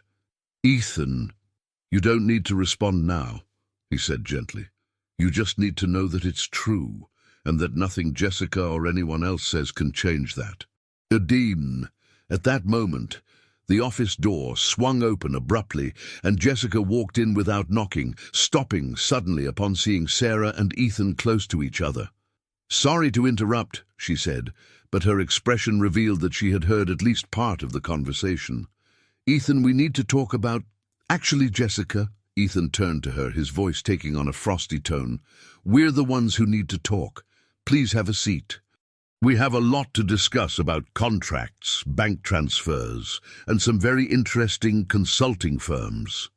Sarah saw Jessica's face pale instantly, and she knew that the truth had finally come to light.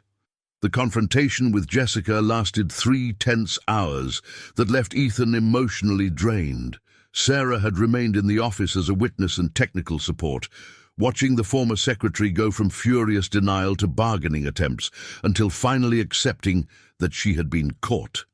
The documents organized by Sarah were irrefutable, a clear trail of 5 years of systematic embezzlement totaling nearly $2 million.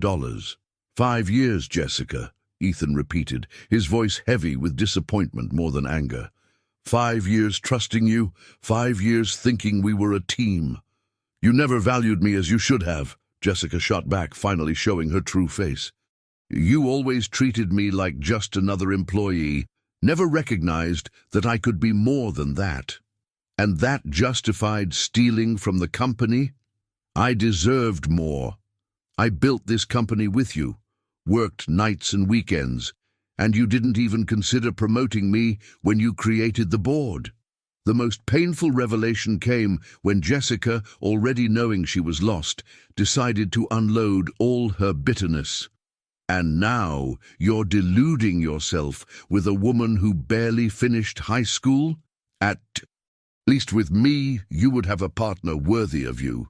Ethan stood up so abruptly that the chair almost toppled over. Enough! You're fired for cause, and we're going to press charges for embezzlement. Get out of my company, now. After Jessica left, escorted by security, Sarah and Ethan were left alone in the office.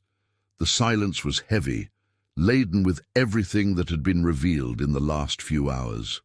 Sarah, Ethan finally said, I want you to know that nothing she said... I know. Sarah gently interrupted him. She was hurt and trying to hurt back. I understand that. You understand, but that doesn't mean it didn't hurt. Sarah took a deep breath. It did hurt, but it made me realize something important. What? That I spent weeks sabotaging myself because of the fears and insecurities she planted, and I almost lost something precious because of it. Ethan stepped closer to her, stopping at a respectful distance. And what do you consider precious?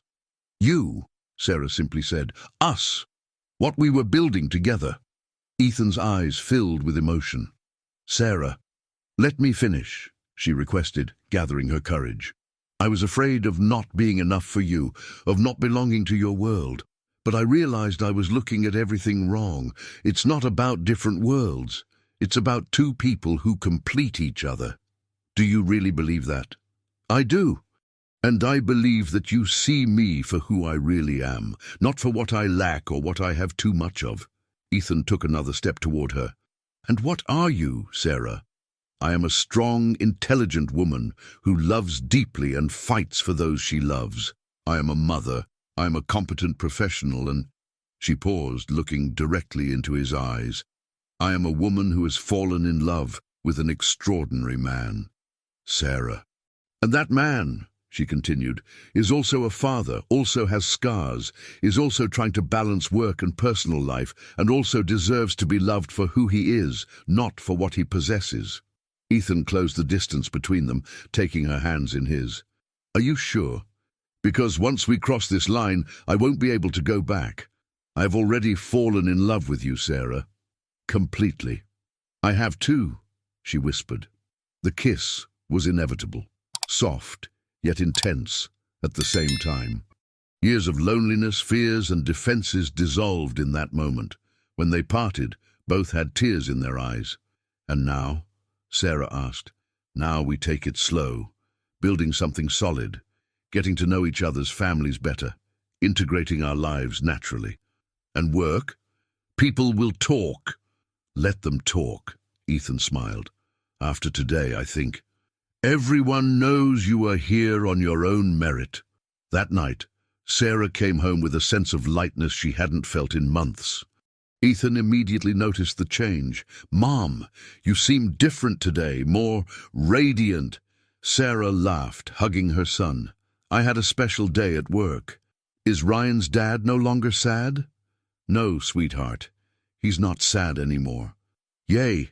Does that mean Ryan can sleep over this weekend? The question caught Sarah off guard. Ethan, why do you want Ryan to sleep over? Because he told me he has nightmares sometimes and misses his dad.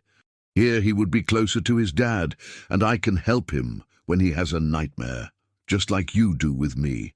Sarah felt her heart swell with her son's natural generosity.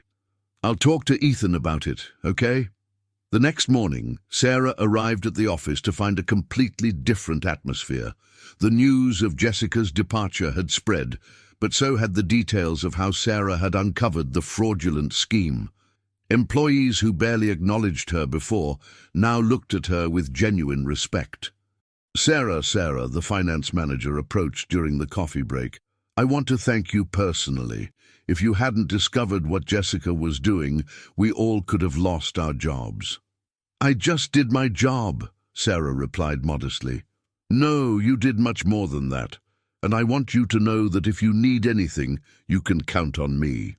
During the morning, Ethan called her into his office for an official meeting. Sarah, I want to formalize some changes to your position here. I'm creating a role for an internal process analyst with a salary commensurate with the responsibility and a budget for you to take specialized courses. Sarah was taken aback. Ethan, this is too much. It's what you deserve. And Sarah, he smiled, this has nothing to do with our personal relationship. It's purely professional, based on the value you've demonstrated to the company. But people will think you were promoted based on merit. Because that's exactly what happened. During lunch, they went out together for the first time as an official couple. It was just a simple restaurant in downtown, but to Sarah, it felt like the most special place in the world. Ethan, she said while they shared a margarita pizza, Ethan wants Ryan to sleep over this weekend. Ethan nearly choked on his soda. Really? He said Ryan has nightmares and misses his dad. He wants to take care of him like I take care of him when he's sad. Sarah, Ryan would love that. But are you sure? 2 energetic boys in your small apartment. I'm sure. And maybe you could come pick him up on Saturday morning. We can have breakfast together, all 4 of us. Ethan held her hand across the table. You're offering me what I want most in the world, a family. I'm offering the start of a family. Let's build the rest together. That afternoon, Ethan called his in-laws to arrange for Ryan to come over for the weekend. The conversation was tense. They clearly disapproved of his new relationship, especially after discovering that Sarah was a working-class employee. Ethan, his mother-in-law's voice was icy over the phone. Are you sure this is the right influence for Ryan? A woman with a child from an unknown father? Mrs. Smith, Ethan replied firmly, Sarah is an exceptional woman, and Ethan is a well-mannered and caring child. Ryan will be very well taken care of. And if it doesn't work out, are you going to expose Ryan to another loss? The question struck at Ethan's insecurities. It won't go wrong, he said. more to convince himself than his mother-in-law. When he hung up the phone, Ethan was pensive. There were many variables at play. His relationship with Sarah was just beginning, there were 2 children involved, and real social differences that would need to be navigated. But when he remembered the sparkle in Sarah's eyes, when they talked about starting a family together, all the worries seemed small compared to the possibility of finally being completely happy again. The weekend promised to be the ultimate test of how their lives could fit together, and for the first time in 3 years, Ethan was genuinely excited about the future. Saturday dawned with one of those rare September days in New York City when the sun managed to break through the clouds and create a perfect temperature, neither too cold nor too hot. Sarah woke up at 7 in the morning with butterflies in her stomach, a mix of anxiety and anticipation she hadn't felt since her teenage years.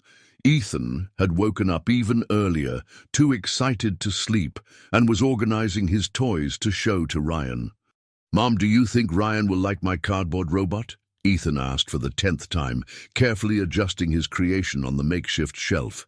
"I'm sure he will, sweetheart. And remember what we talked about? If he doesn't like something, it's okay. Everyone likes different things." Sarah was preparing homemade bread, a recipe she learned from her mother and always made for special occasions. The smell of yeast and flour toasting in the small oven filled the apartment with a warm aroma. She had woken up early to clean every corner of the house, fold the clothes with military precision, and arrange the sofa cushions at least 5 times. At 9 o'clock sharp, the doorbell rang. Ethan ran to the door shouting, "Ryan! Ryan!" while Sarah dried her hands on the floral apron her sister had given her for her birthday. When she opened the door, she found Ethan standing in the hallway, visibly nervous, holding Ryan's hand. The boy carried a small backpack and a worn teddy bear, an image that immediately touched Sarah's heart. "Good morning," Ethan said. Sarah's eyes scanned Ethan's face as if she wanted to memorize every detail. "You look beautiful." Sarah looked down, aware that she was wearing just a simple blouse and jeans, her hair tied back in a practical ponytail. "Thank you. Please come in." Ryan hesitated at the threshold, clearly shy outside the school environment. Ethan noticed and immediately took on the role of host. "Ryan, come see my room. I tidied everything up for you." Ethan took his friend's hand, gently pulling him inside. Raphael entered last, closing the door behind him. The apartment was even cozier in the morning light. The drawings Ethan had made on the walls created bursts of color. The plants Sarah tended on the windowsill brought life to the space, and the smell of homemade bread transformed the small area into a true home. "Coffee?" Sarah offered, trying to control the nervousness in her voice. "Please," Raphael replied, but instead of sitting down, he stood watching the boys through the bedroom door. Ryan was genuinely fascinated by Ethan's creations. "Ethan, did you make this car by yourself?" "My mom helped me a little, but the idea was mine. Want to play?" Sarah served the coffee in her 2 best mugs, adding sugar to Raphael's, a detail she had memorized without realizing. They sat at the small kitchen table where they could watch the kids playing. "How did Ryan sleep last night?" Sarah asked. "Not well," Raphael admitted. "He was anxious about sleeping away from home, but also excited. I think he slept about 3 hours at most." "And you?" Raphael smiled sheepishly. "About 2 hours. I keep wondering if I'm doing the right thing, if I'm not forcing situations." "Raphael," Sarah placed her hand over his on the table. "Look at them." The boys were building a racetrack together using cushions, books, and tape. Ryan was laughing genuinely, a free and childlike laughter that Raphael hadn't heard in months. Ethan was patiently explaining how to make the curves more interesting, and Ryan was contributing creative ideas. "Ryan seems relaxed," Sarah observed. "More relaxed than I see him at home, or rather, at Grandma Smith's." Raphael sighed.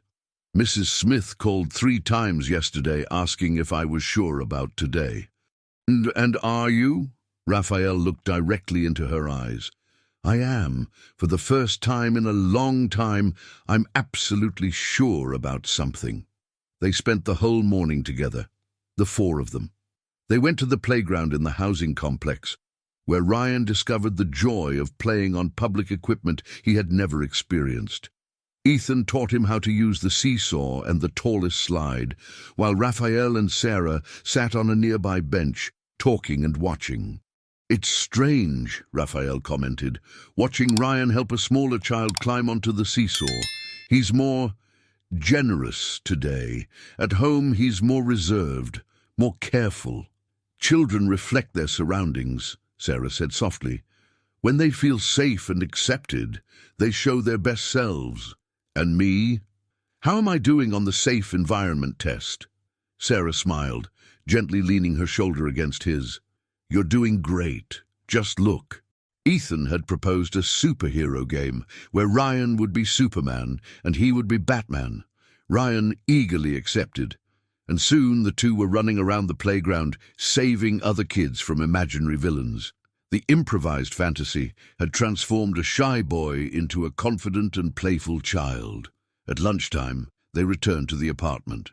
Sarah had prepared pasta with homemade sauce, simple, but made with fresh ingredients and a lot of love.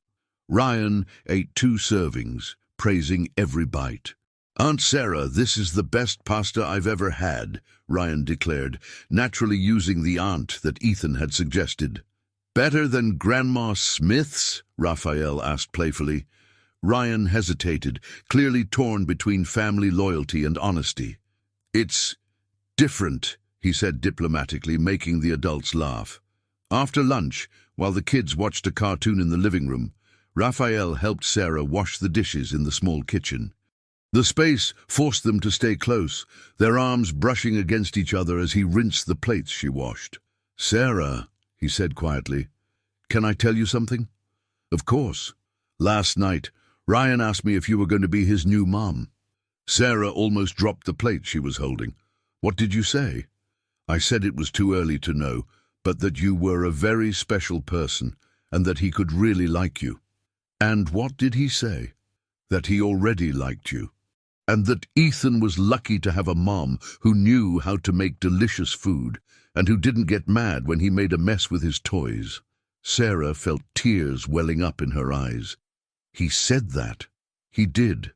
And Sarah, he hasn't talked about Emily in months. But yesterday, he told me he thinks his mum would be happy knowing he found a family where he feels loved." The tears finally streamed down Sarah's cheeks. "Raphael, I know we're moving too fast. I know there are many practical things to sort out. But Sarah, for the first time since Emily died, Ryan seems genuinely happy. And you?" Raphael stopped rinsing the plates and turned to her. "I'm happier than I thought I could be again." The afternoon flew by. Ryan helped Ethan finish a 100-piece puzzle, learned to play checkers with improvised pieces, and even helped Sarah prepare Grand Central Station for dessert. When dinner time came, sandwiches and orange juice, Ryan was completely at ease, laughing loudly and telling stories from school. "Aunt Sarah," Ryan said as they ate, "can I ask a question?" "Of course, sweetheart. Why doesn't Ethan have a dad?" The child's direct question caught Sarah off guard. Ethan stopped chewing and looked at his mom, waiting for the answer. "Ethan's dad. He left when Ethan was very little," Sarah answered honestly. "Sometimes adults make choices that hurt other people." "Like my mom who went to heaven without wanting to?" Ryan asked. "No, Ryan," Sarah said gently. "Your mom didn't choose to leave. It was an accident. She loved you very much, and if she could, she would be here with you." "And what about Ethan's dad? Didn't he love you guys?" Sarah looked at Mark, who nodded encouragingly. "I think he was afraid of loving and being responsible for taking care of a family. Some people run away when things get tough." "But Dad doesn't run away," Ryan said firmly. "Dad takes care of me." "Yes," Sarah smiled, "your dad takes care of you, and he will always continue to do so." Ethan, who had been thoughtful during the conversation, finally spoke up. "Ryan, you know what? I'm not sad about not having a dad because I have a mum who is worth two dads. And I'm not sad anymore about not having a mum, Ryan replied, because now I have an Aunt Sarah who is almost like a mum. The adults exchanged emotional glances over the children's heads. In their childlike minds, they had already resolved the complexity of their family situation in a simple and straightforward way. When it was time for Mark to take Ryan home, the boy protested for the first time that day. "Can I sleep here tonight, Dad? Please?" Mark hesitated, looking at Sarah. "Ryan, we didn't bring your things to sleep." "He can use Ethan's pajamas," Sarah offered. "They're almost the same size. And he can brush his teeth with my spare toothbrush," Ethan added excitedly. "Please, Dad," Ryan insisted. "I promise I'll go to bed early and won't be any trouble for Aunt Sarah." Mark looked at Sarah, clearly torn. "Are you sure? If it's too much trouble?" "Mark, it would be a pleasure, and maybe you could come back tomorrow morning for breakfast together again." The suggestion made Mark's eyes light up. "I would love that." After Mark left, Sarah helped the boys get ready for bed. Ryan was delighted with the family's nighttime ritual. Brushing teeth with background music, stories told by the lamplight, and a simple prayer that Ethan said every night, thanking for the good things of the day. "Aunt Sarah," Ryan whispered as she was about to turn off the light. "Thank you for letting me stay. Thank you for being here, Ryan. You brought a lot of joy to our home today. Can I come back other times?" "As many times as you want," Sarah replied, kissing his forehead. When she finally lay down in her own bed, Sarah listened to the occasional whispers of the boys, talking softly in the next room. For the first time in 5 years, she was not sleeping alone at home. There were other people breathing in the same space, creating the comforting feeling of a complete family. Her phone buzzed with a message from Mark. "Thank you for the most perfect day I've had in 3 years. I love you." Sarah smiled in the dark, typing back, "I love you too. And Mark, I think we found something very special." "What?" "A family that works." She fell asleep to the sound of the children's peaceful breathing, dreaming of future Sundays filled with laughter, leisurely breakfasts, and the sweet feeling of completeness she had found so unexpectedly in her life. 8 months had passed since that first magical weekend. It was a sunny May morning when Sarah woke up in the new apartment they had been sharing for 3 months. A larger space in Brooklyn, close enough for Ethan and Ryan to continue at the same school, but with separate rooms for the boys and an office where she could work when necessary. The decision to live together had been natural, almost inevitable.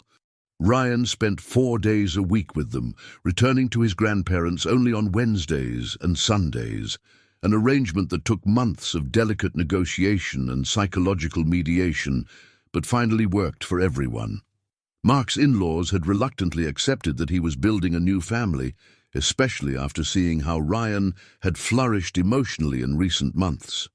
Sarah stretched in bed, listening to the familiar sounds of the morning, Mark making coffee in the kitchen, Ethan and Ryan animatedly debating which cartoon to watch, and the soft sound of rain against the window. She smiled, remembering how her life had completely changed since that cold March morning when she nervously went up to the 53rd floor of the office building. "Mom!" Ethan appeared in the bedroom doorway, still in his pajamas, closely followed by Ryan. "Dad Mark is making pancakes, but he said he can only serve them when you wake up because it's the family tradition to have breakfast together on Saturdays." Sarah laughed at how Ethan referred to Mark. Dad Mark had become natural after the kids decided that was how their family would work. Ryan, in turn, called her Mom Sarah, a creative solution that honored Emily's memory while embracing the new reality. "I'm waking up, my loves. Give me 5 minutes to get ready." In the bathroom, Sarah looked at her reflection in the mirror. At 29, there was a serenity in her face that hadn't existed before. Her hair was longer, professionally cut, a luxury she could now afford. She wore a simple white gold ring on her right hand, a gift from Mark on the day they completed 6 months together, with the promise that when they were ready, she would move it to her left hand. In the kitchen, she found Mark focused on the pancakes, wearing the apron she had embroidered for him on Father's Day. House chef, in whimsical blue letters. He had learned to cook in recent months, discovering that he loved the ritual of preparing food for the family. "Good morning, love," Mark smiled, kissing her gently. "Did you sleep well?" "Perfectly," Sarah replied, hugging him from behind as he flipped a pancake. "And you? Didn't have work insomnia this time?" "No. I think I've finally learned to switch off office problems when I get home." It was true. Ethan had drastically changed his relationship with work after almost losing Ryan due to his workaholism. Now he left promptly at 6 in the evening, delegated more responsibilities, and reserved weekends exclusively for family. "Dad Ethan, can I help flip the pancakes?" Ryan asked, climbing onto a stool. "Of course, champ, but be careful with the hot griddle." Sarah watched their interaction, still moved by the naturalness of the father-son bond that had been rebuilt. Ryan had flourished in recent months. He slept better, smiled more, and developed a confidence that hadn't existed when he lived only with his grandparents. "Mum Sarah," Ryan called her, focused on flipping a pancake. "This afternoon we're going to the park, right? You promised to teach soccer to me and Gabriel." "Of course. And then we can stop by Grandma Smith's house to pick up the seedlings she set aside for our garden." Mrs. Smith had officially become the children's adoptive grandmother. At 72, she loved having 2 borrowed grandchildren who visited regularly, helped her in the small backyard garden, and listened to her stories from her youth in the Midwest. The morning coffee was a typical family celebration for Saturdays. Pancakes with honey, fresh fruit, freshly squeezed orange juice, and strong coffee for the adults. The kids chatted about their plans for the day, discussed soccer, and planned the next craft project they wanted to do together. "Oh, speaking of projects," Ethan said, wiping his hands on his apron. "Sarah, a letter arrived for you today. It looks official." Sarah furrowed her brow as she took the envelope Ethan pulled from the drawer. It was from State University, where she had applied for the administration course, a decision they made together after Ethan insisted she should formally academicize the knowledge she already possessed. "It's the scholarship response," Sarah said, her hands trembling slightly as she opened the envelope. "And what about it, Mom? Did you get it?" Gabriel asked, sensing the tension in the air. Sarah read the letter once, twice, 3 times before she could fully process it. I got it. Full scholarship for the evening course." Ethan let out a shout of joy, picking her up and spinning her around the kitchen. The kids clapped and cheered, even without fully understanding the significance, but sensing the emotion of the moment. "Sarah, this is wonderful." Ethan kissed her enthusiastically. "I'm so proud of you." "Mom, are you going to be a doctor?" Gabriel asked, impressed. "Not exactly, sweetheart. I'm going to study to understand even better about businesses and management." "Like Dad Ethan?" "Similar, yes." Ryan, always practical, asked the question on everyone's mind. "But are you going to keep living with us?" Sarah knelt to be at his height. "Of course. I'm going to study at night when you guys are sleeping. During the day, I'll continue working and taking care of our family. And can I help with your college homework?" Gabriel generously offered. "Yes, you can. You can help me organize my materials and ask me questions to practice my answers." The rest of the morning was filled with celebration. They went to the park as promised, where Sarah tried to teach soccer to the boys, but it ended up being more play than technical lesson. Ethan took dozens of photos with his phone, documenting every laugh, every goal attempt, every moment of genuine happiness. In the afternoon, they visited Mrs. Smith, who was radiant with the news of the scholarship. "I always knew this girl would go far," she told Ethan, affectionately pinching Sarah's cheek. "With her intelligence and hard work, there was no way it could go wrong." "You're right," Ethan agreed, putting his arm around Sarah's shoulders. "She is exceptional. And you, young man, Mrs. Smith pointed her finger at Ethan. Recognized a gem when you saw one. That's true intelligence. During dinner, homemade lasagna made by Sarah with the kids' help, Gabriel made a solemn announcement. Family, I have something important to say. Everyone stopped eating, giving their full attention to the 6-year-old who was taking on the demeanor of a responsible adult. I've been thinking, and I think our family needs an official ceremony. What kind of ceremony? Ethan asked, curious. A wedding, so everyone knows officially that we are a family. Ryan clapped, excited about the idea. Yes, with cake and everything. Sarah and Ethan exchanged meaningful glances. They had talked about marriage several times, but always concluded that they weren't in a hurry, that they were building something solid in due time. Gabriel, Sarah said carefully, marriage is a very important decision that adults need to make together.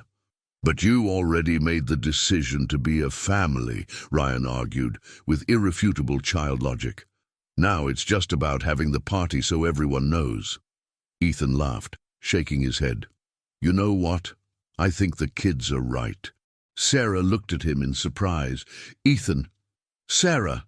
He stood up from his chair and, to everyone's astonishment, knelt beside her. I don't have a ring here, and this isn't the romantic proposal I had planned for the future. But our kids are right. We are already a real family. The kids fell completely silent, realizing that something very important was happening. Sarah Johnson, Ethan continued, his voice emotional but firm, will you marry me? Officialize what we have already built together? Be my wife, life partner, and the mother of our family? Sarah felt tears streaming down her face before she could even respond. She looked at Gabriel, who was watching her with bright, expectant eyes, then at Ryan, who had clasped his hands together as if making a wish to the universe. Yes, she whispered first, then repeated louder, yes, of course, yes. The kitchen erupted in cheers of joy. Gabriel and Ryan jumped from their chairs, doing an improvised celebratory dance, while Ethan stood up to kiss his new fiancée. And when will it be the wedding? Ryan asked, always practical. Whenever you want. Sarah laughed through her tears. After all, it was your idea. Tomorrow, Ethan suggested. Calm down, champ, Raphael chuckled. Weddings need preparation. How about at the end of the year? In December, when it's warmer and we can have a party in the park. With Grand Central Station? Ryan asked. With Grand Central Station, Sarah confirmed. And all the school friends can come? Ethan wanted to know.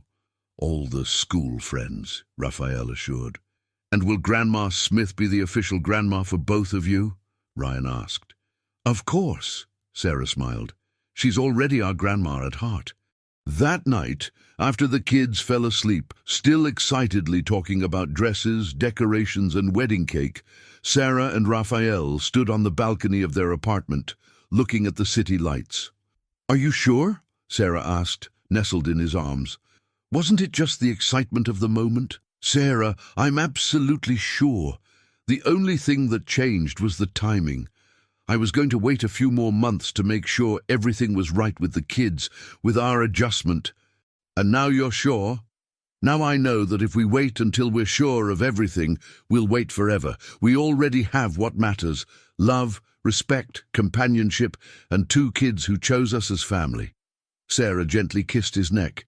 You know what's the most beautiful thing about all this? What? That we're not trying to recreate something we lost or fix something that was broken. We're creating something completely new, uniquely ours. Our own version of a perfect family, Raphael agreed. With pancakes on Saturdays, soccer in the park, shared homework, and lots of love. And Grand Central Station. Don't forget the Grand Central Station. Sarah laughed, remembering how it all started with homemade Grand Central Stations at a simple summer festival. How could I forget the Grand Central Station? 6 months later, on a sunny December afternoon in Central Park, Sarah walked toward the makeshift altar under the century-old trees, wearing a simple yet elegant dress, carrying a bouquet of white roses.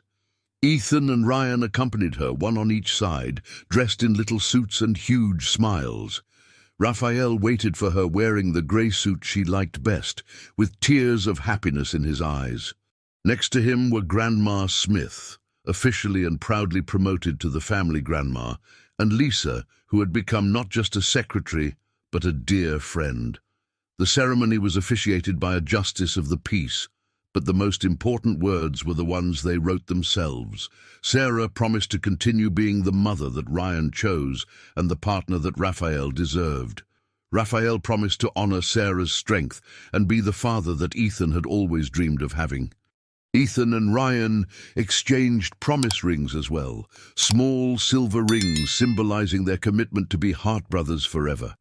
The celebration took place right there in the park, with guitar music played by friends, homemade Grand Central stations served in colorful cups, and a table of treats that Grandma Smith had lovingly prepared. When it was time for the couple's first dance, Raphael led Sarah in simple steps, while Ethan and Ryan danced alongside, creating their own little choreography. The other kids at the party soon joined in, turning the solemn waltz into a joyful and spontaneous play. "Mrs. Johnson," Raphael whispered in Sarah's ear, "how does it feel to be officially part of the family?" "Like I've finally come home," Sarah replied, watching Ethan teach Ryan how to spin without getting dizzy. "And now, what are the next plans for the Johnson family?" Sarah smiled, looking at the future they had built together, her with her college diploma to be received in a few months, Raphael with his business growing sustainably, the kids happy and secure, and a home full of true love. "Now we live happily ever after," she simply said, not in a fairy tale way, but in a real way, with challenges, growth, and lots of love. "And lots of Grand Central Station," Raphael added, making her laugh. "And lots of Grand Central Station," Sarah agreed, sealing the promise with a kiss that tasted of genuine happiness and the certainty that some love stories, when they are true, really have no end. The sun set over New York City that perfect December, painting the sky in golden hues that enveloped the newly official family as a blessing. Ethan and Ryan ran through the park, chasing soap bubbles, their laughter echoing among the trees, while Sarah and Raphael danced slowly on the grass, surrounded by their chosen family and friends who had become heart relatives. It was the end of one journey and the beginning of all others. A lifetime of adventures, challenges, and sweet moments that would make each day a small celebration of the love they chose to build together.